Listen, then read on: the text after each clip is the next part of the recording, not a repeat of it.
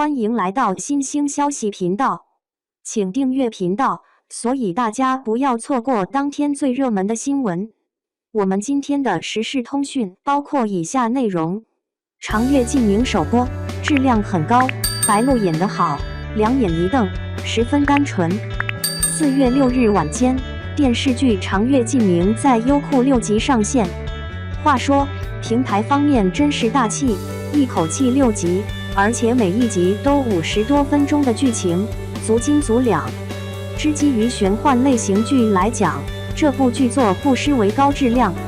为什么要基于类型剧本身去聊电视剧呢？这一点需要说一下。类型剧属于电视剧发展的必然阶段，在既定的类型当中创作，可以让作品快速找到观众，也可以让观众快速找到剧作。所以，对于类型剧的品评，一定要在类型剧自身的范畴当中，不能越过这个范畴，不然就会面对很多尴尬。比如，像《长月烬明》这样的玄幻剧，本来就是架空的玄幻世界当中，男女主角打打杀杀的故事，并且要有一个男女主角谈恋爱的主线。超过玄幻剧的类型去苛责它，就会觉得这种电视剧低幼，缺乏叙事智商，千篇一律等等。但如果玄幻剧不这么干了，它也就不是玄幻剧了。所以，把《长月烬明》放在玄幻剧类型当中，它应该属于高质量的。或者表扬别人，就不吝啬好词汇了。《长月烬明》是玄幻剧当中质量最高的一部。为什么说它作为玄幻剧质量最高呢？有画面的原因，有特效的原因，有故事设定的原因，也有演员的原因。长月烬明的画面美感无可挑剔。玄幻剧自身的类型当中，非常要求画面美感。要美到什么程度才好呢？直接讲，就是美到顶级婚纱影楼的程度即可。这种画面美感包括服装的美、道具的美等等。现在动辄就是10几万、几十万的婚纱拍摄，除了旅拍之外，就是这些顶级的玄幻式的拍摄了。长月烬明是目前我看过的玄幻剧当中这方面做得最好的。特效方面，目前能够看到的剧集当中，长月烬明找不到槽点，尤其是开局近半个小时的打斗，一看就是花钱了。还是那句话，评价玄幻剧必须放在玄幻剧的范畴当中。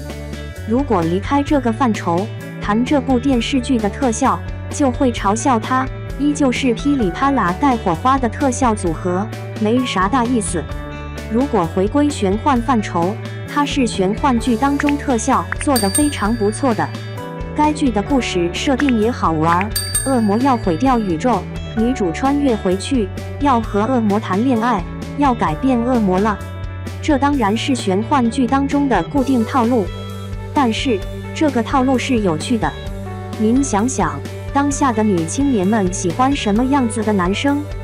坏坏的那种吧，老实巴交的，他们大抵是不喜欢的。女生喜欢坏坏的男生，古已有之。这种心态跟咱们影视剧的审美心态是相似的。电视剧作品当中，什么角色容易火爆啊？好人不出圈，坏人行千里。